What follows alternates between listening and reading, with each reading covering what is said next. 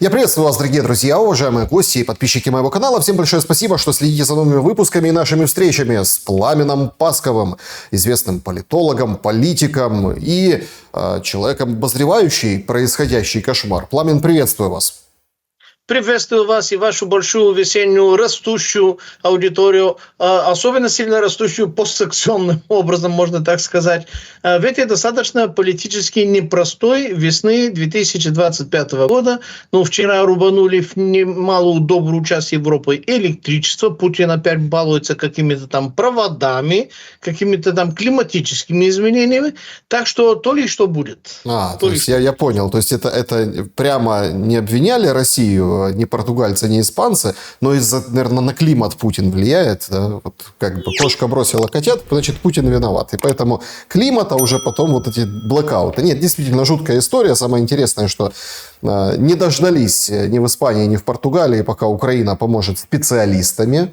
Зеленский говорил с Санчесом, обращался, говорит, мы можем помочь, у нас большой опыт, наши специалисты вам как находка в этой всей истории. Но уже включили, в общем, большинство потребителей, и как бы в Португалии, и в Испании пишут, что все нормально. Да? Не дождались этой помощи, а жаль. Могли бы отправить специалистов, и часть бы из них, конечно, в Украину не вернулась, потому что кого куда не отправляют. Футболисты, спортсмены, какие-то там культурные деятели, все на свете, в том числе и технари, все остаются в Европе, потому что в Украине вот уже тут как бы проблемы, да, большие и серьезное давление. Мы о нем поговорим, но начать я предлагаю о внутренней температуре по больнице. Я хочу начать с перемирия Путина, которое он объявил и которое встречено было в штыки в Украине. И было предложено, давайте-ка, зачем ждать 8 мая, давайте вот завтра и на 30 дней. И тогда, мол, это будет означать, что Россия реально готова к миру, к какому-то решению вопроса. Россия же требует переговоры. Начать двусторонне, открыто, говорит, Украина, снимай запреты на переговоры, давай говорить. Одни хотят одного, другие другого. Это как бы танец может продолжаться долго. И зачем Путин так заранее объявляет это перемирие? Мог бы попозже, за час, как на Пасху. Почему так? Потому что Трамп сказал, что он сильно в нем разочарован, что, наверное, придется вытащить из колоды карт еще некоторые санкции и другие болезненные политические приемы. И на самом деле, знаете, я не знаю, в ваших передачах обсуждали именно по пунктам вот эти последние американские предложения, которые были озвучены на прошлый четверг Марко Рубио. Вернее, Марко Рубио сказал, что нам уже хватит 87 дней с вами там возиться. И, ребята, либо на днях вы это самое принимаете, причем оба Владимира пальцем указывать и будем. Потом, конечно, указали и пальцем, чтобы для уверенности. Но там были две редакции. Первая редакция это было от 19 апреля, где она публиковалась не на каком-то едином источнике, а целый такой букет из изданий Washington Post, Wall Street Journal, Reuters или Reuters, как правильно там сказать, не суть, и еще Axios и прочее. То есть из этих же изданий, где просачивались, вернее, даже не просачивались, а где публиковались фрагменты из того, что требует, вернее, американское видение, как должно выглядеть вот это перемирие, набралось добрых 19 пунктов. И эти добрые 19 пунктов в издании 19, еще раз, по-моему, 18 или 19, по-моему, 19 апреля Reuters их озвучил. Это был просто перечень. Перечень, который потом изменился слегка, больше структурно и косметически, нежели функционально, и который публиковали 25-го. То есть, 6 дней спустя. А во второй части они были уже группированы так, что, например, раздел территорий, раздел прекращения огня, раздел экономика, там разделы по каждому разделу пару-тройку пунктиков, в чисто таком англосаксонском, таком, скажем так, хорошо наглядном виде, для того, чтобы и дураку было понятно, как у нас называется, и у вас, и коню понятно. Так что не смешите мои копыта называется, но если посмотреть аккуратненько, там в этих двух списках были некоторые фонетические вербальное изменение, ну, суть сохранялась, правда, была с какой-то детализацией с 19 по 25. Сейчас подробно разгонять их не будем, у вас много вопросов, каждый может это посмотреть самостоятельно на Reuters, пользуясь автоматическим переводчиком Google, но 3 из этих там по списку видений, пунктов американского видения, они остались неизменными. И эти 3, я называю их 3 сочные жирные червячки на крючке, когда нужно карпа там ловить. И этот карп, мы хотим поймать карпа под названием Владимир, ну, который Владимирович, который Путин, а не тот, который Александр. С Александровичем они разберутся, почему этот человек постоянно усложняет и ухудшает свою дальнейшую, причем в краткосрочном плане, судьбу. Это уже, наверное, вопрос не к нам, я же ветеринар, там, наверное, другие специалисты нужны, другого толка, поэтому это даже обсуждать не будем. А вот тот, который Владимир, Владимирович, для него вытащили 3 сочные червяки. Что за червяки? Первый. Признаем Крым юридически де-юре русским. А вот эти там Донбасс и завоеванные территории де-факто. Так, неужели лед тронулся, небо и земля поменялись местами? Значит, так можно, да? Второе. Снимаем все санкции над Россией.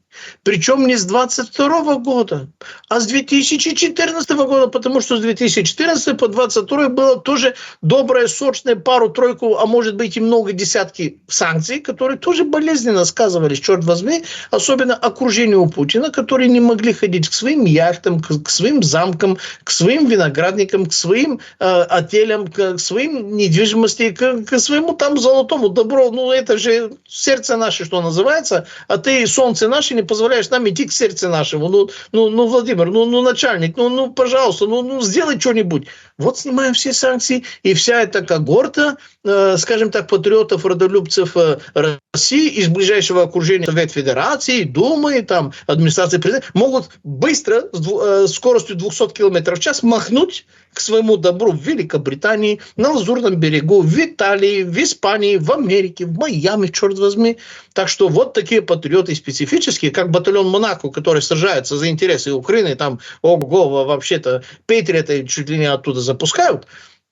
Вот такие есть и в Кремле. И вот эти кремлевские, это вторая наживка, вот это второй жирный там червячок на этом там крючке, снимая все санкции. Подумайте, может, стоит проглотить всю эту там горькую там пилюлю в остальных там 15-18 пунктов.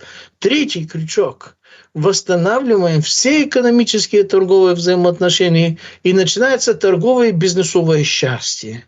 Так, значит, мы уже будем продавать наши энергоисточники не только Индии и Китаю, причем по ценам почти за бесплатно, из-за санкций, из-за ограничений, из-за Свифта, из-за всего остального, из-за визы, из-за MasterCard и прочее, а будем продавать уже по мировым ценам. Рынок нам вообще-то Господь Бог, невидимая рука рынка и все остальное, рыночная экономика, черт возьми. И значит, 3 большие червячка, которые заманухой там для этого большого карпа или там другого там выберите себе какого там рыбину, такую важную, которую нужно как-то за ней рыбачить. И закинул, понимаете ли, эту удочку Дональд, который Фредерикович, типа Трамп, и ждет. А Путин для того, чтобы ответил, чтобы он понял, и что он, в отличие от этого там специфического Зеленского, который даже на похороны Папы Римского выдернул, некоторые говорят 12, другие говорят 15 минут у Дональда Фредериковича Трампа, и пришлось читать по губам, и по движению ушам, и глазам, и так далее, и тому подобное. А вот этот Владимир сразу, как сказал, рубанул Владимирович. Значит, понимаете ли, с 7 напротив 8 мая, полночь, прекращаем огонь. Прекращение огня хотели. Первый раз 30 часов, сейчас 72 часа. 2,5 раза больше, ребят. До 11 напротив 12, по-моему, если я не ошибаюсь. Вот видите, это не просто жест доброй воли. Это шаг 7-мильный, серьезный, 72-часовой, что мы готовы. Мы второй раз доказываем. Этот там не готов. Этот на Банковой не готов. Этот комик там 95-квартальный. Это он не готов.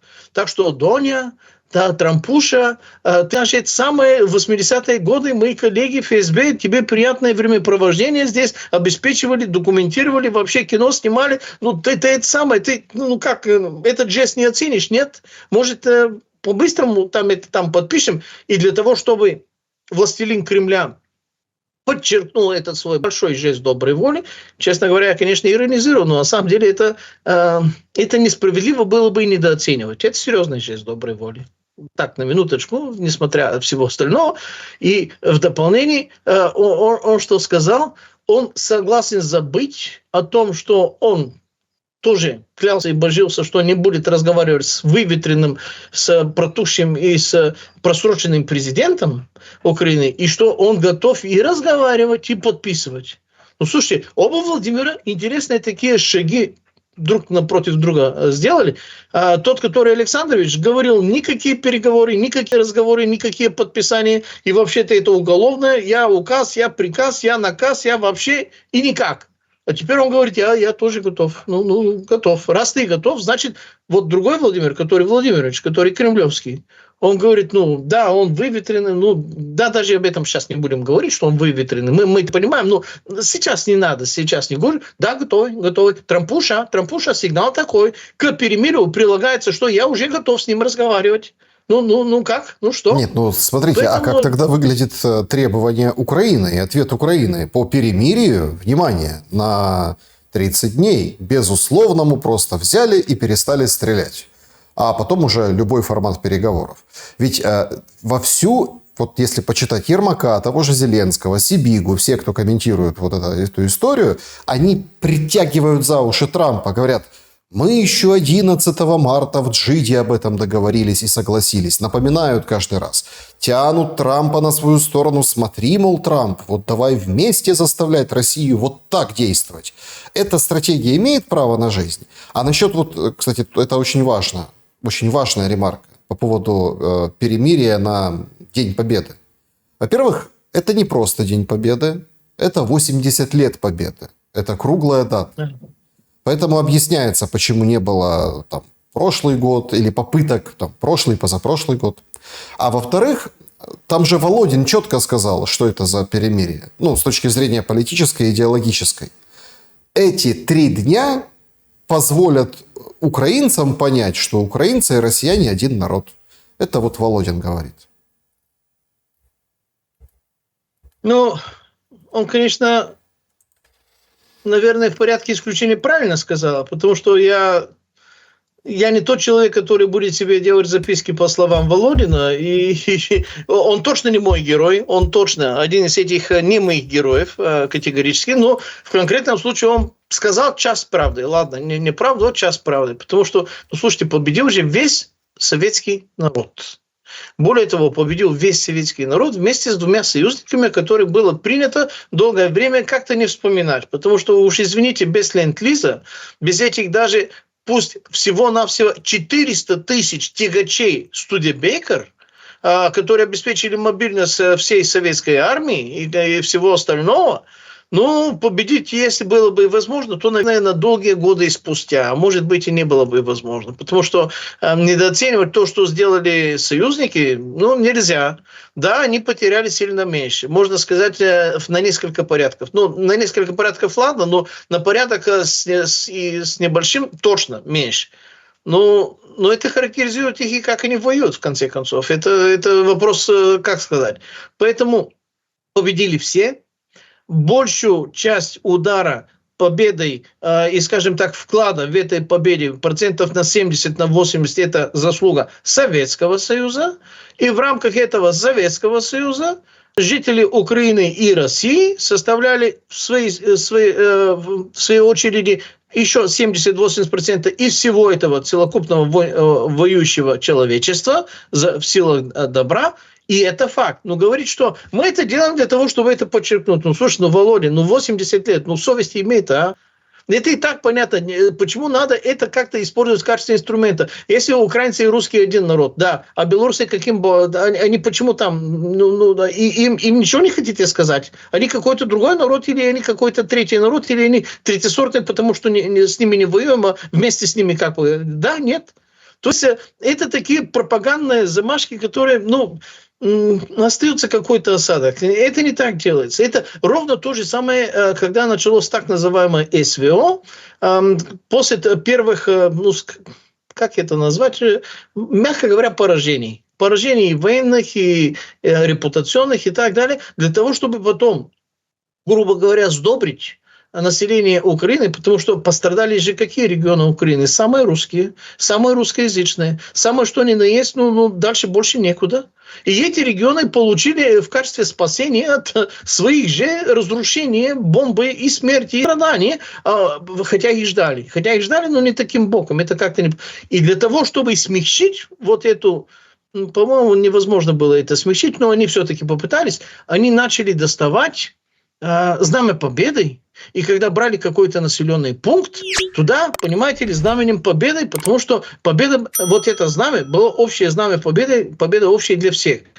Это хорошо. Однако Знамя Победы – это, во-первых, знамя Советского Союза, советского народа, общественной формы средственного производства, общенародная собственность и всего остального. Социализм, социалистическое все было. А эти антисоветчики и в Киеве, и в Кремле пользуются этими, в качестве, как сказать... Нет, подождите, в Киеве, смотрите, в Киеве не пользуются. В Киеве не пользуются. В Киеве пользуются совершенно другими, противоположными с точки зрения, с точки зрения войны. То есть они подняли на щит Гитлера и пособников Гитлера.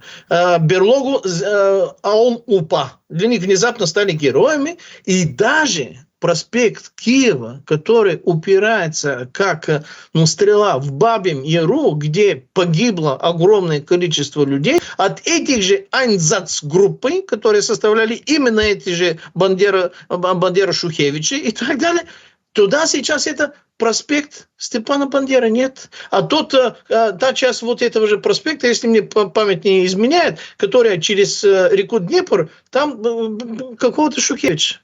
Я, конечно, по поводу Шухевича могу ошибаться, но то, что переименовали этот проспект и сделали его Степана Бандеры, который как раз Бабьему Яру упирается, надо же как-то при президенте еврея, когда там погибло огромное там количество евреев, чтобы такое не просто допустить, а именно при нем это сделали. И он это говорит, что... я понимаете, я простой ветврач, я, честно говоря, отказывался рационально, разумно, психически, психологически, логически вообще-то комментировать вот это кричащее, истерическое с придыханием шизоидность, которая фонит из этой сегодняшней киевской власти. Сегодняшний имеется в виду, где-то с 2004 года она стала так обрастать и стала внезапно менять свой образ. Были же эльфы, черт возьми, а потом стали орки. Уж извините, по-другому не скажешь. Каждый орк – это эльф своей бывшей бытности. Вместе с этим Уолтс продолжает говорить о том, что это самая коррумпированная страна в своем интервью про Украину, что с коррупцией там ужас что. Причем деньги изрядно, постоянно продолжают поступать в эту самую коррумпированную страну. То есть никого это не пугает. В Европе так вообще наоборот. Там мы слышим заявления из Германии, что не оставим, будем всегда, будем вместе. Если все-таки продолжать вот эту тему про украинскую власть, а она важная. То есть, нам нужно 30 дней перемирия безусловного. Мы тогда, собственно... Так, а что они будут тогда делать? Рассказывать, как они Путина победили и прогнули на 30 дней перемирия? Или будут как-то перевооружаться, что-то... Понятно, что за эти 30 дней никто ничего не снимет. Продлят, не продлят, вообще непонятно. Политико сегодня выдало интереснейший материал. Пишут, что мирное соглашение Трампа, скорее всего, станет концом президентства Зеленского. Издание также пишет, что эта сделка приведет к политическому хаосу, поскольку уступка территории, вероятно всего, потребует внесения поправок в Конституцию и проведения референдума. И там уже долго власть, которая это инициирует, не проживет. Так думают в материале. Что думаете вы по поводу плана Трампа и перспектив Зеленского? И вообще, так хорошо, 30 дней. Так а что делать в эти 30 дней? Понимаете, у каждой, скажем так, группы фигурантов есть совершенно разные планы насчет этих 30 дней. Нынешние там банковые и там окружение, они хотят воспользоваться вот этими 30 днями для того, чтобы, грубо говоря, заполучить материальную и физическую, любую другую поддержку от коалиции желающих для того, чтобы усилиться, передохнуть, залезать раны, отремонтировать и приготовиться. То есть они не собираются никакую войну прекращать. Им нужно именно перемирие, в качестве перемирия собраться силами и продолжить. Потому что единственная гарантия личной безопасности Зеленского – это его оставание в власти президента Украины, даже если он не признанный выветренный, но на позициях, скажем так, на позициях исполняющего. Россия вот это 30-дневное перемирие без гарантии, что план вступит в силу и все будет именно так, как это расписано, естественно, тоже не нужно. То есть российской, вернее, кремлевской банковой, я даже не говорю киевской, именно банковой стороны, им это не нужно. Кому это нужно? А нужно ли это Трампу в таком случае? Я думаю, что и Трампу тоже не нужно. Вернее, Трампу нужно, давай я соглашусь и дожму Владимира, который Владимирович, чтобы согласился на эти 30 дней. Но если смотрим на список и формализуем именно этот список. А в этом списке действительно Политико совершенно правильно заметили. Кстати, то же самое мы говорили, по-моему, с ноября месяца мы говорили, что Трамп освободится от Зеленского, либо показательно его освободит, без обезболивающих и без подследителей. А после 28 февраля, а после публикации в CBS 60 минут, а после всего остального скверного и омерзительного, что он говорил в адрес Трампа, Венса, Стивена Виткофа, Келлога, по кого он не прошелся, что называется, у него вариантов какой-то такой достойный, красивый, сочный, зажиточной старости ему не светит. Он будет forever young, то бишь всегда молодой останется. Не только президентом, я так думаю. Но это мои домыслы. Поэтому эти 30 дней не нужны ни Кремлю, ни банковой. Хотя банковые вроде бы топит за эти 30 дней. То есть 30 дней нужны не в качестве перемирия, как переходный период к миру, а им нужны перемирия как передышка, не более чем. И для того, чтобы накопить другие финансовые, всякие другие ресурсы, у кого все еще можно. Потому что, он же, честно говоря, выкладывается, старается сильно. А вот Кремлю это не нужно. Смотрим на пункты Трампа.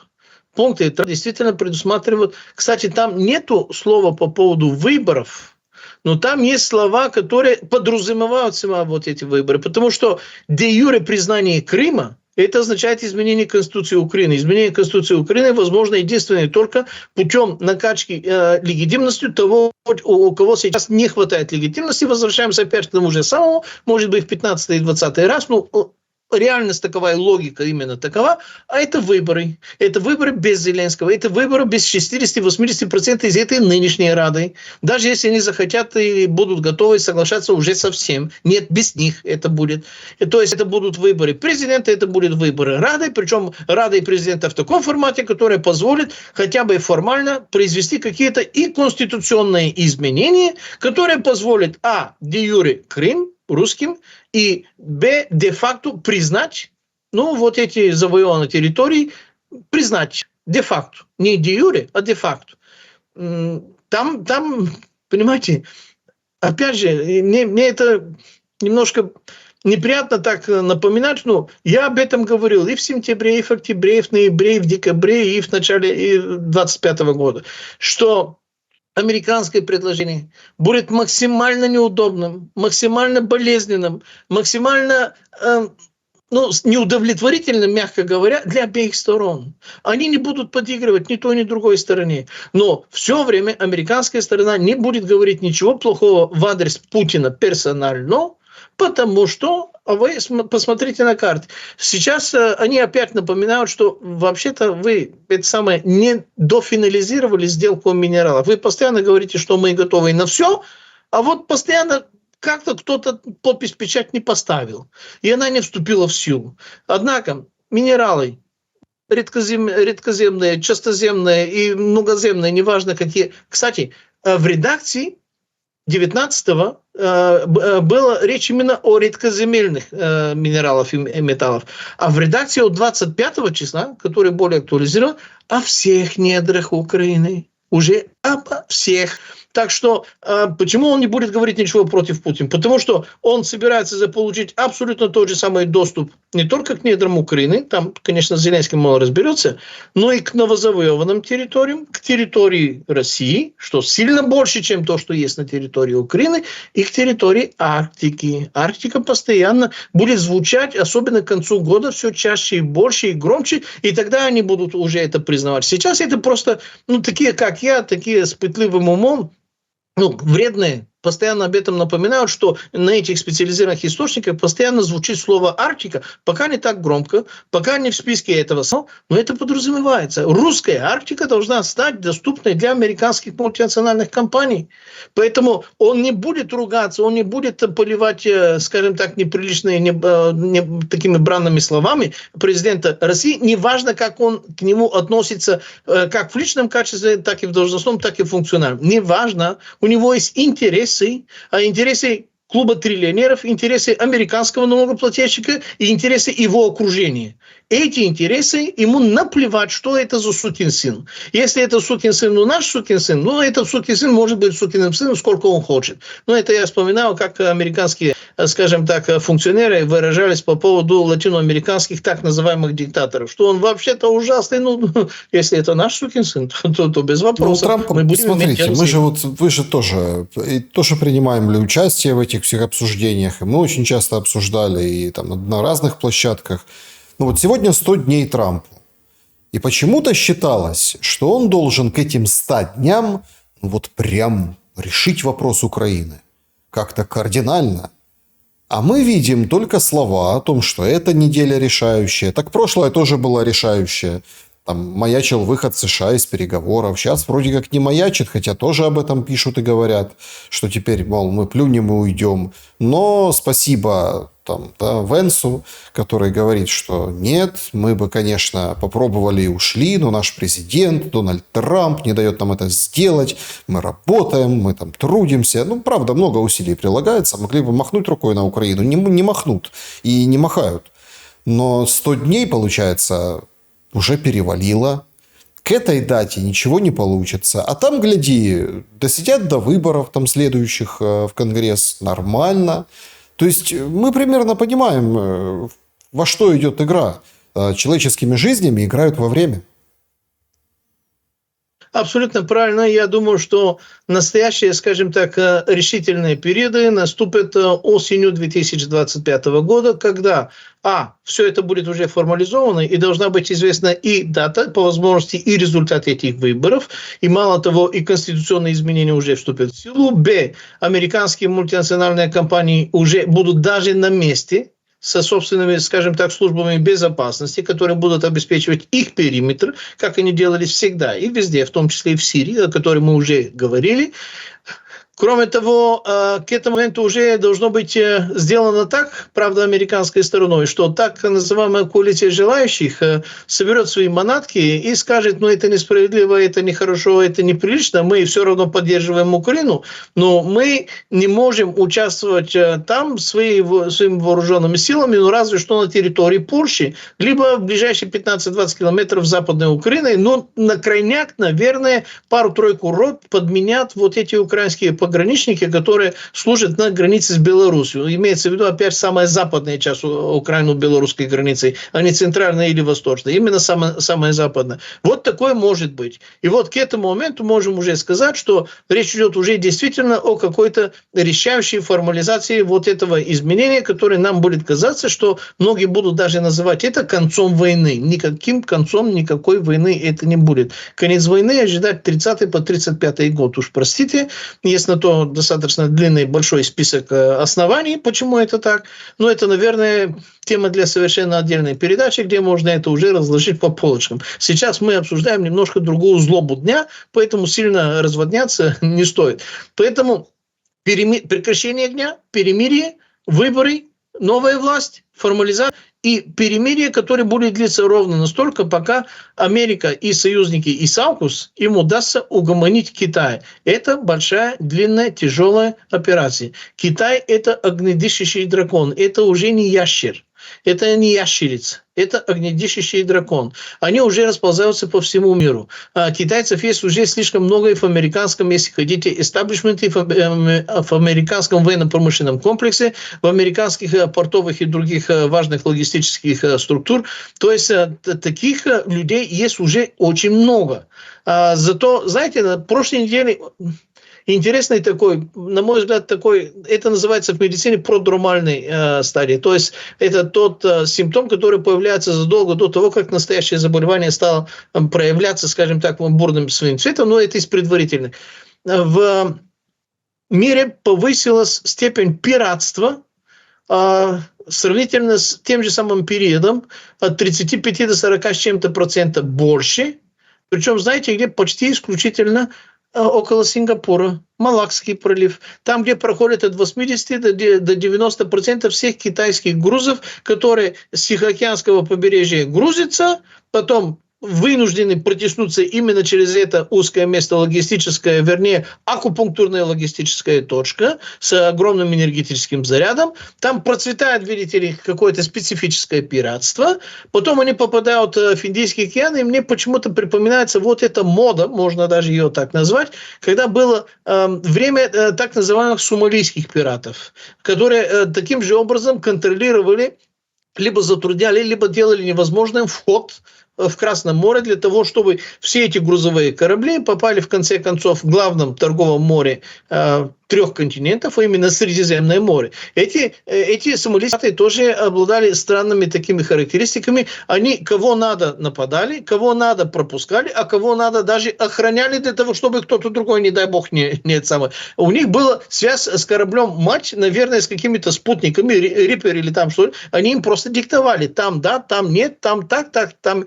Эти же около Сингапура то же самое. То есть AUKUS действительно будет сжимать вот это кольца анаконды около Китая, потому что, еще раз напоминаю, с географической точки зрения Китай является, даже с геополитической точки зрения должен являться телурократией, то бишь земным чудовищем, таким большим, а с логистической точки зрения Китай – это остров, то бишь должен вести себя как талассократия. И на самом деле последние 15-20 лет они именно так и начинают себя вести.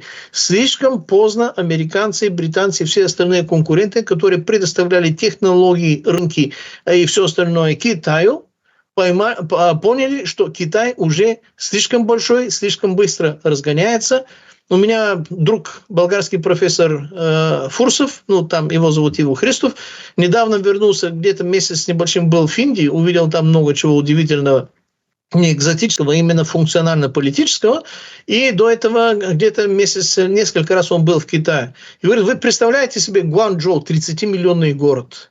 Там 6 полос с одной стороны и 6 полос с другой стороны. И огромные там потоки автомобилей. И ничего не слышно. Абсолютно все они электрифицированы. Как они их кормят, как они их питают, какие энергетические расходы, как организуется все это.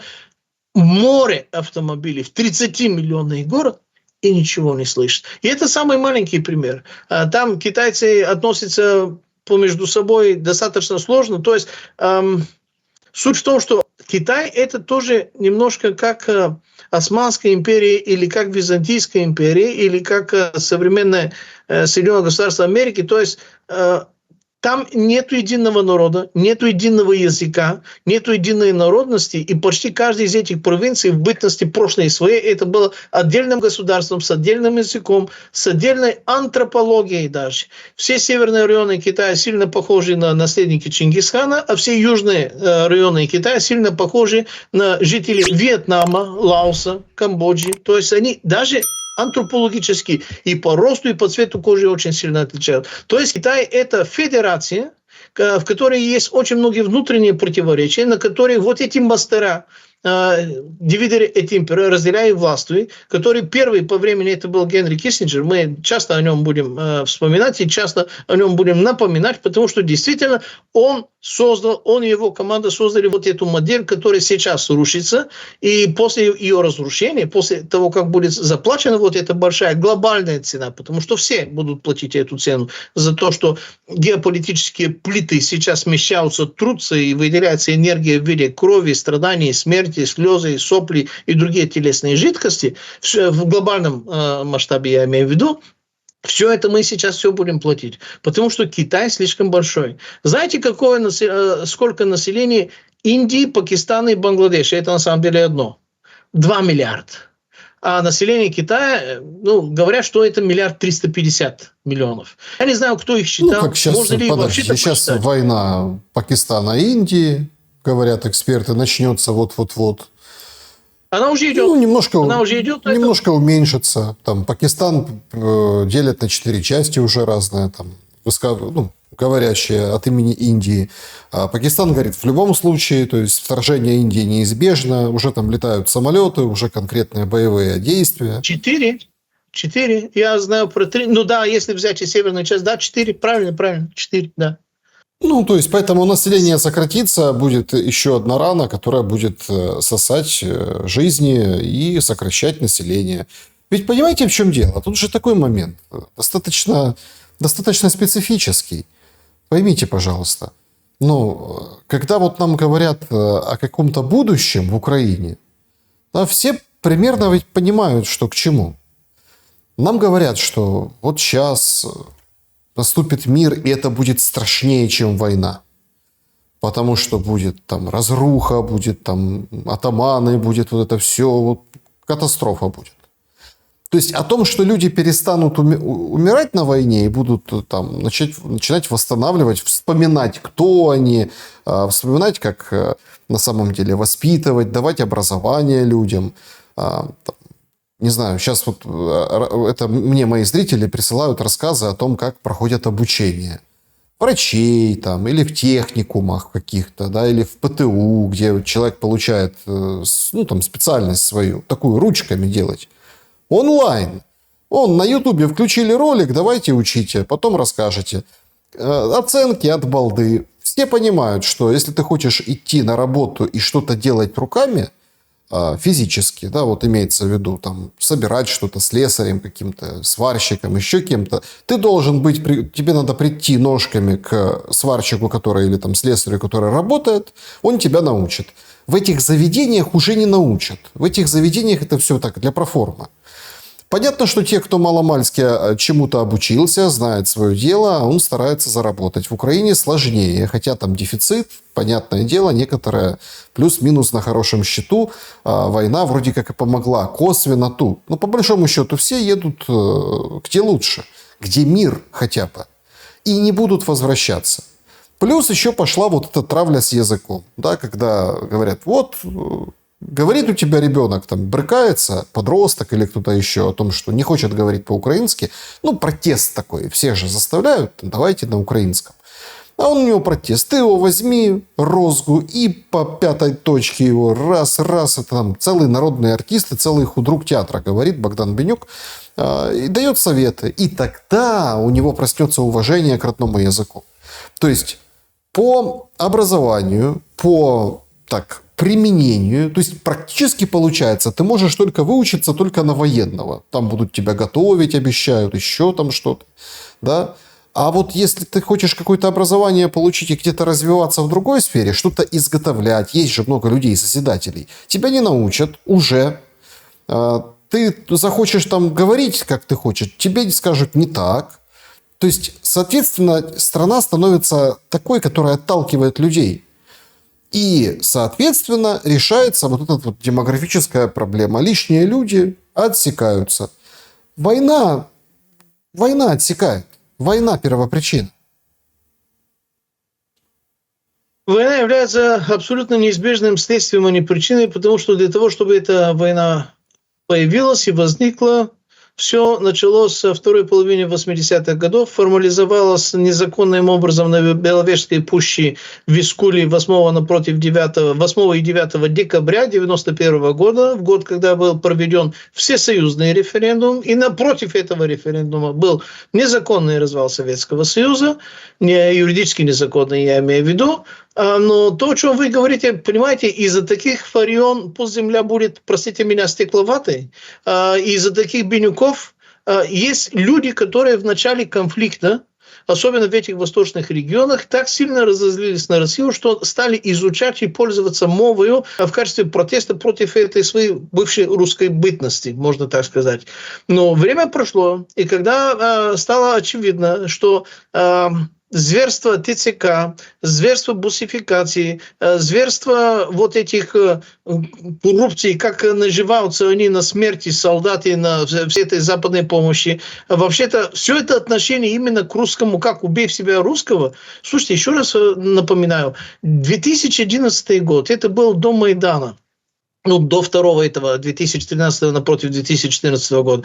2011 год Gallup International на kremlin.ru, а Gallup International проводили исследования языковое на территории Украины, потому что было уже понятно, что Украина там социологически, идеологически, политически много чего там интересного происходит, и это было познавательно, занимательно, и Gallup International старательно выполнили свою работу. В чем она заключалась? Она заключалась в следующем. Они задавали людям на всей территории Украины один и тот же вопрос. Каким языком вы пользуетесь в качестве первого выбора для ежедневного общения?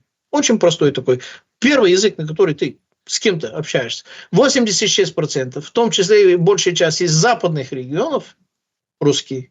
Если у тебя 86% населения русскоязычные, преимущественно предпочтительные, они сами дают это предпочтение. И ты начинаешь убивать вот это население. Ты какие социальные слои опоры, политические опоры хочешь себе выработать, кроме как террором, терроризировать всех и запугивать, зашугивать всех, и они либо убегут, либо будут ждать момента, пока тебе башку снесут. Каким образом ты можешь это продолжать? Ладно, есть такая мантра либерально-демократическая, что образование, деньги не надо на оборону, деньги не надо на это самое, надо все на образование и на социальное. Слушайте, ребята, что такое образование? Образование – это качественное образование нужно только индустрии промышленности. Только индустрия промышленности является заказчиком качественно образованных людей. Те же самые ПТУ и все остальное, о чем вы и говорили. Когда страна колониально деиндустриализирована, процентов на 90+, как и моя родная Болгария, как и большая часть Восточной Европы, как и та же самая Россия, где времен даже Владимира Путина 72 тысячи больших промышленных предприятий было уничтожено. То есть эта деиндустриализация продолжается, мы все купим, нефть продадим, все купим. Вот это идиотский вообще-то слоган, идиотская идеология, которая есть у всех этих неокапиталистов нового времени, по сути, антисоветчиков и предателей народа своего. Так вот, если 90% у тебя страна деиндустриализирована, ты какое образование можешь дать этим людям? Ты будешь обучать их теории. У нас всегда образование было вплотную связано с практикой. Я слесарь, токарь 3-го разряда, и я работал несколько месяцев после того, и в казарме работал, но это было у меня хобби, потому что у меня была возможность, был там токарный станок, где я мог вообще-то работать так в удовольствии, неважно как. То есть у нас были... что значит было? У нас химический комбинат производства азотных удобрений. Рядом с ним химический техникум, ПТУ, где эти люди обучались, сразу было где практиковаться, сразу было где потом работать, зарплаты нормальные и прочее. У нас был строительный техникум, потому что у нас цементовый завод, соответственно, у нас известняка очень много. У нас было все сделано гармонично так, с учетом природных, скажем так, данностей, чтобы люди обучались именно тому, что у тебя есть под ногами, что работало поколение до тебя, и где есть индустрия. У нас даже и тюрьмы работали в качестве постоянных предприятий для того, чтобы заключенные, выходя из этой тюрьмы, стали полезными людьми, у которых уже есть ремесло, есть занятия, есть обучение, есть грамотность. То есть там оттуда они выходили действительно. И у вас в Советском Союзе тоже так было. То есть все делалось для того, чтобы люди были полезны и безопасной этому обществу, и чтобы каждый приносил свой вклад, и чтобы было выгоднее быть нормальным законопослушным гражданином, нежели хулиганом, либо бандитом, пусть и диамантиная рука, ну, там, условно говоря. Как вы видели, у них там немножко такая веселая, занимательная для нас, зрителей, жизнь, но на самом деле не очень. Папанов там ему не сильно нравилось то чем занимался.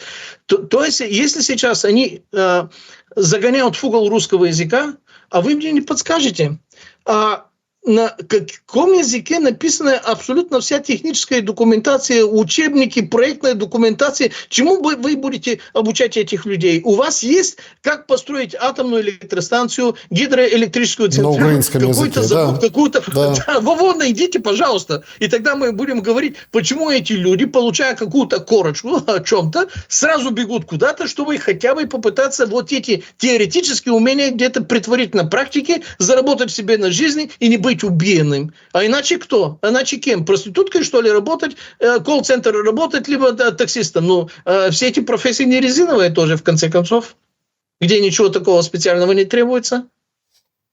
Поэтому вопрос с образованием, вопрос с русским языком, те, которые продолжают преследовать его таким, я не знаю, у меня приличные и даже неприличные слова на самом деле заканчиваются, когда кто-то воюет с языком. Знаете, на что это похоже? Это похоже на война в Камеруне, которая тянется уже добрых 1,5-2 десятки лет. Там англоязычные негры воюют с франкоязычными неграми за право, на каком языке должна говорить государство Камерун. Ребята, вы понимаете, на что это уже похоже? Я вам конкретный живой пример даю. Можете открыть Дуропедию, там почитать, поинтересоваться и все это увидеть.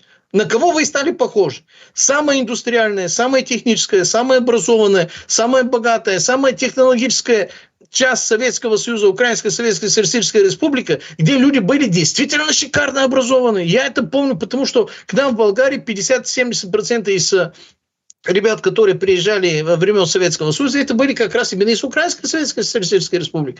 Это были люди очень высокого пошиба, очень высокого толка. Это не комплимент, это констатация медицинского факта. Что на уровне технических специалистов, что на уровне руководителей больших предприятий, причем грамотных руководителей, которые работают в привязке с другими большими предприятиями. Они умели управлять и руководить большими процессами. Ну вот смотрите, вы тоже, знаете, вот это все... В берлоге, а он упал. Куда все делось? Вот смотрите, вот вроде как много грамотных людей. Да, эти грамотные люди, они же видят, что происходит, они понимают там. Но у нас сейчас на авансцене впереди всех вот эти, которые надо воевать до конца, вот нам еще 10 лет, 5 лет, вот будем воевать. Все должны милитаризоваться, все должны быть вот в этом духе, да, готовы при памяти, в общем, готовы умереть и так далее. Но неужели нет, получается, в Украине людей, которые могли бы договориться, избежать кровопролития, чтобы вот эти кладбища не росли? Получается, что ну вот это вроде бы как, ну, смотрите, с точки зрения игры политической, с которой мы начинали, там, Зеленский говорит 30 дней, да, Путин говорит, давайте переговоры, Песков, точнее, говорит, мы ждем, мы дали запрос, давайте отвечайте, когда переговоры, раз вы так хотите мира, давайте садиться, договариваться, прямые переговоры России и Украины. Вот это же очень простая игра. Это игра там, ну, на 2, может быть, максимум 3 хода вперед. Но ведь же есть люди, которые могут сыграть на 5 ходов вперед. Ну, по своему там опыту, багажу, интеллектуальному, скажем так, восприятию всей этой игры.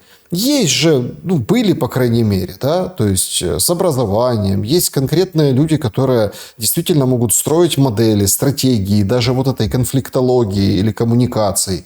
Есть нормальные переговорщики. Все вроде есть. А у нас сейчас вот такие шашечки, знаете, шашки, ход. Ой, подставил, надо бить. Там раз, задача вырваться в дамку, тогда будет легче. Ну, какая-то вот, как-то все очень мелко. Это не мелко, это логично, потому что в условиях колоний, то, что подписывал Горбачев на Мальте, там на корабле, это была полная безусловная капитуляция, которая, я надеюсь, что как пройдет срок и документы будут рассекречены, именно мы это увидим уже в виде документа. В условиях колонии происходит не естественная селекция лучших из лучших, а обратная селекция. Ил становится элитой. Ил и грязь становится из грязи в князь. То есть им нужны люди по антикачествам для того, чтобы ими легко управлять и чтобы они никогда не стали качественными руководителями своих же стран и государств. Потому что Украина действительно была что-то... я даже не знал. Украина для меня это увеличенная Болгария. Те же самые моря, Черное море, те же самые горы, Карпатские горы, те же самые реки, то же самое плодородие, те же самые 100 с чем-то видов почв. У нас самое большое почвенное многообразие и богатство, когда германцам либо французам говорят, что в Болгарии 128 видов почв действительно классифицированные и известные, у них глаза лоб лезут, они не могут это понять. В Украине то же самое. То есть есть абсолютно все обстоятельства, чтобы это было самым богатым, зажиточным и шикарным местом из отломков Советского Союза. Но есть одна большая логика, почему это физически не просто невозможно, но даже запрещено. Есть такое французское понятие, raison d'être называется. Raison d'être означает смысл существования. Если убрать у Украины русофобию и антироссию, у нее исчезнет смысл существовать как что-то отдельное от России. Именно поэтому первые, которые захотели просто, грубо говоря, прибрать к лапу все то богатство, которое они прекрасно знали, что Украина там богата, приняли на вооружение вот эту идеологию антироссии для того, чтобы оформить какие-то свои границы, своего же, скажем так, панства, или своего же, не знаю, это еще государство сложно назвать. И, к сожалению, им подсказали, это всегда внешне управляемый процесс, то есть это внешние планы к этому подключаются, идеологию берлоги ООН-УПА. А ООН-УПА – это самая русофобская часть. Значит, именно это должно было стать. И поскольку это невозможно сделать 91-й, 92-й, 3-й, 4-й, 5-й год и так далее, это процесс, который уже как нарыв взрывился, то есть гной вытекло, 2014 год. Вот с 90 по 2014 год 24 года. Вот одно поколение. Одно поколение уже выросло, не видя Советский Союз, не зная, что это такое. И если что-то знали, вернее, если что-то им говорили по поводу Советского Союза, это только мерзости, гадости, мордор, репрессии, голодомор, ужас и все остальные страшные вещи. И 2014 год, вот этот проект «Антироссия», то есть Украина, знак равенства «Антироссия», был уже готов. А потом уже Анастас зашел, 2022 год. Действительно удивительно. Действительно удивительно. Ничего такого не было, и никакие обстоятельства как-то это подтыкали.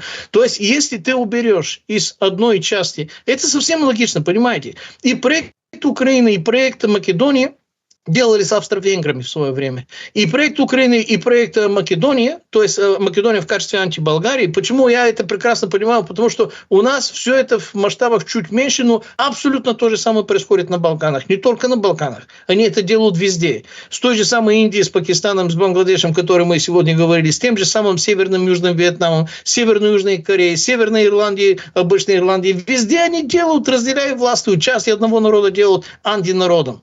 Потому что когда, например, сейчас просишь официальную пропаганду у жителей Македонии, там, что это такое Болгария, они говорят, вы монголо-татары. Что говорят сейчас в Украине в качестве такой же пропаганды? Русские это не славяне, это какие-то монголы.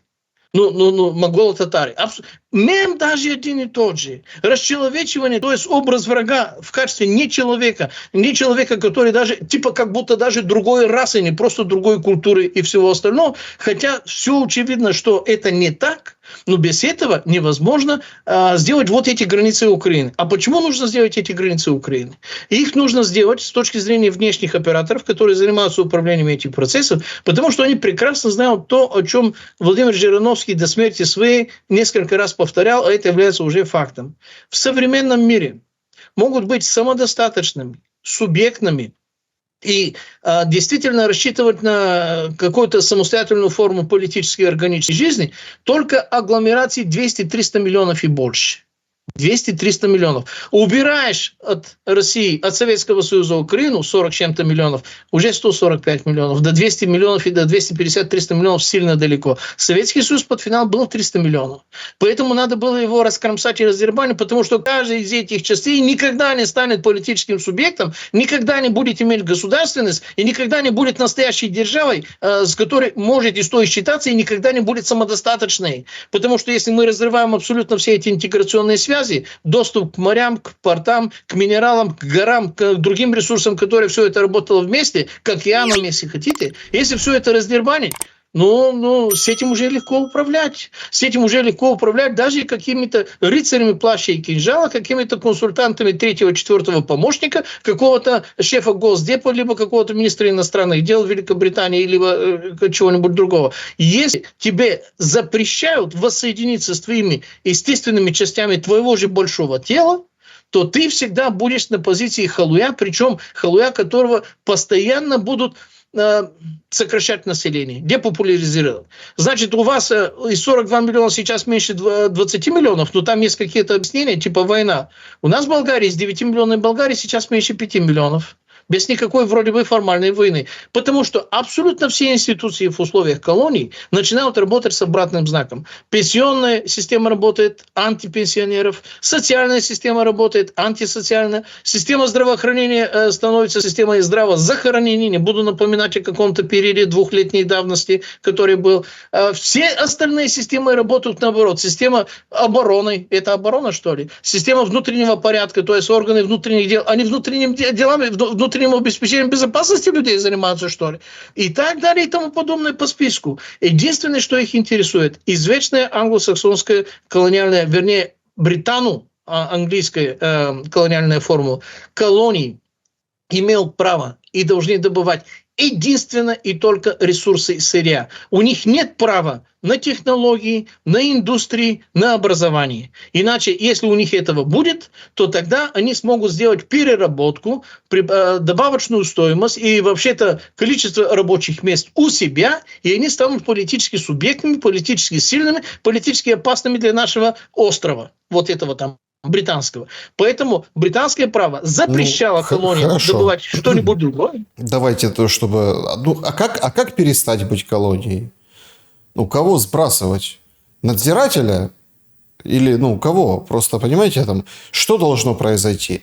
Должен прийти кто-то другой, который скажет: люди, давайте перестанем быть, разорвем все договора, приведем кого-то новых. Я просто смотрю на риторику Российской Федерации, да?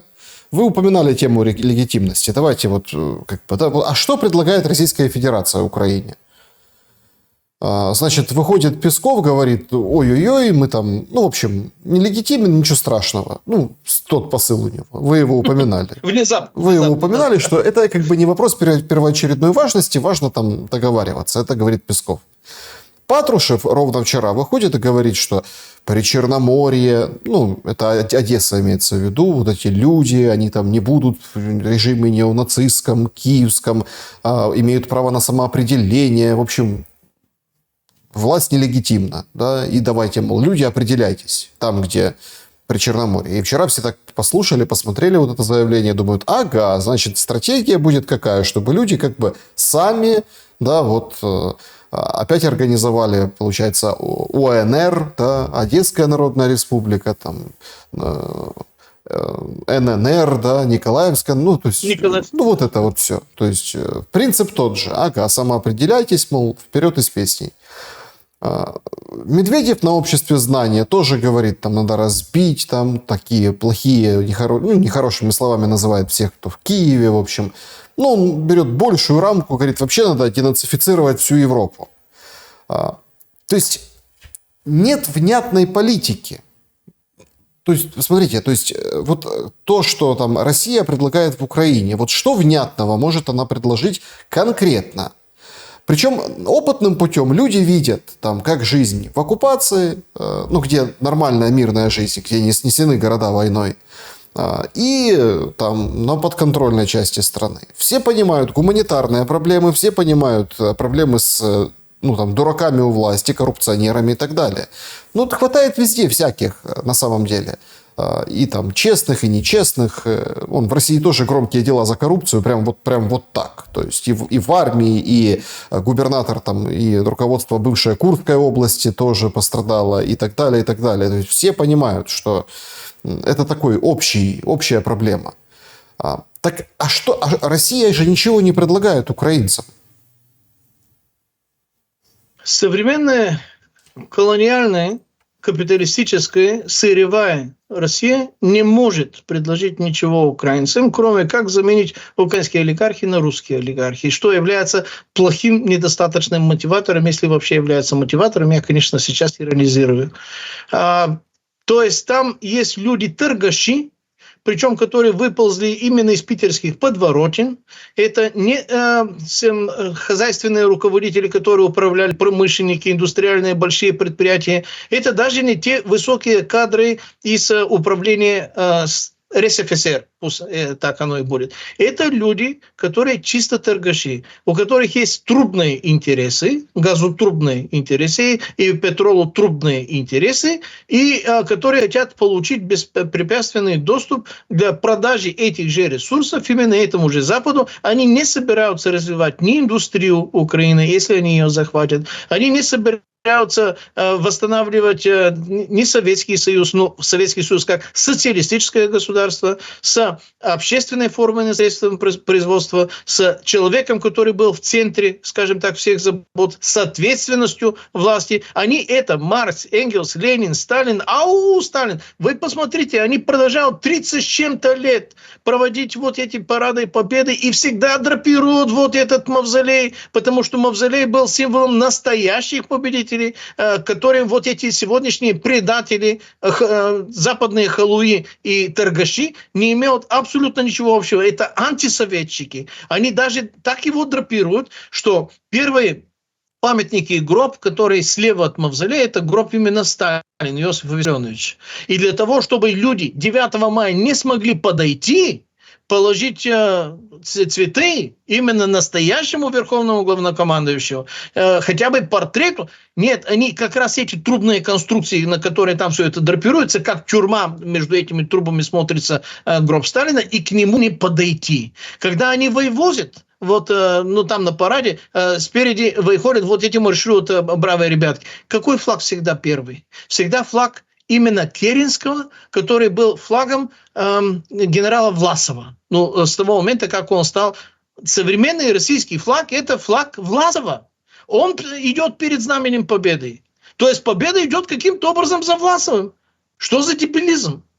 То есть там нету ни одного портрета Сталина, ни одного портрета Жукова. Памятник есть, но он там дальше. И когда мы празднуем победу, кто победил? Кого победили? Кто это главнокомандующий, который победил? Что за государство это победило? А что мы с этим государством сделали? Почему мы не вернем хотя бы имя города Сталинград, который это заслужил, заплатил ценой 2 миллионов человеческих жизней, где переломили ход войны? Почему город Санкт-Петербург не вернут хотя бы Ленинград, хотя область Ленинградская все еще такая? То есть эти символы и знаки, вот эти сегодняшние кремлевские, они не могут выиграть битву за сердец и за умы нормальных, обычных, простых украинцев, потому что они ничем, как сказать, я немножко переборщил, нельзя сказать, что они ничем не лучше, чем современные руководители банковые, потому что вот те банковые – это орки из берлоги ООН-УПА. Это хуже. Правда то, что в Кремле это торгаши, а это не воины-победители. Это генетические наследники народа-победителей, но, к сожалению, не лучшая часть этой генетической наследственности, от которой они пытаются избавиться. Они продолжают презирать и ненавидеть этот свой народ. Они не думают о том, чтобы вернуться к главному юридическому преступлению. А Беловежская пуща, которая незаконна с точки зрения внутреннего законодательства, всесоюзного референдума, и в нарушении с международными правилами. Почему Джордж Буш вообще-то старший, вообще-то был в ужасе, что делать с этими, что они, британцы, конечно, были рады, но они хотели подчинить Советский Союз, они хотели опустить Советский Союз, но они не хотели его раскромсать, они не хотели его уничтожать. Они сейчас не хотят уничтожить Россию, они хотят ее приручить, повернуть ее против Китая и управлять ею через этой большой кровоточащей раной под названием Украина. Причем им это нужно, управлять Россией против Китая, таким образом, пока они Китай не победят, это на годы, а это означает, что Украина будет кровоточить долгие годы, просто потому что внешним операторам, которым как мальчики на побегушках, как вы видите, они состязаются, кто должен понравиться больше Дональду Трампу. Но мы же сегодня это обсуждали. Один говорит, вот такое перемирие, другой, не-не-не, давайте на 30 дней. Ну, абсолютно такое безусловное. А подпишем, не подпишем, вот на это согласимся, на другое не согласимся. Не может быть. Единственная модель, которая могла быть, я, дай бог, что не такое сейчас скажу, чтобы кому-то навредить, я имею в виду, ну, скажем так, если в Кремле был не Ельцин, и не Путин, и не Медведев, а был бы Александр, только Григорьевич Лукашенко. И он смог бы сохранить максимально человеческий образ, максимальную, скажем так, государственную ответственность к людям.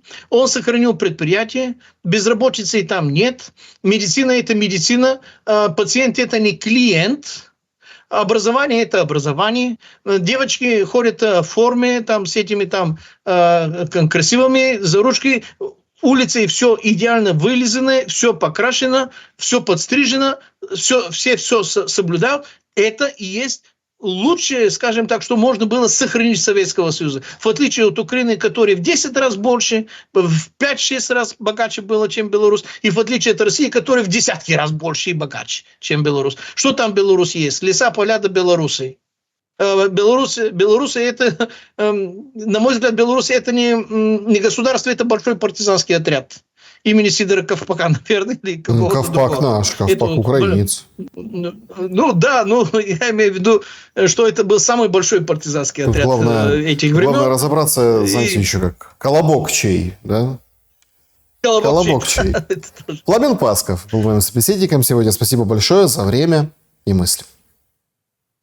Всем вам огромное, всех благ всем. И товарищи, братья, сестры, дамы и господа, друзья, не друзья, враги, если хотите, выключите, пожалуйста, телевизор, включите мозги, и все вам приложится. И многое из того, что мы сегодня обсуждали, не приходилось бы обсуждать, если вы за 20 лет до этого выключили бы телевизоры и думали бы своими головами. До этого не дошло бы. Будьте с нами, продолжение следует. Друзья, берегите себя, всем добра и света.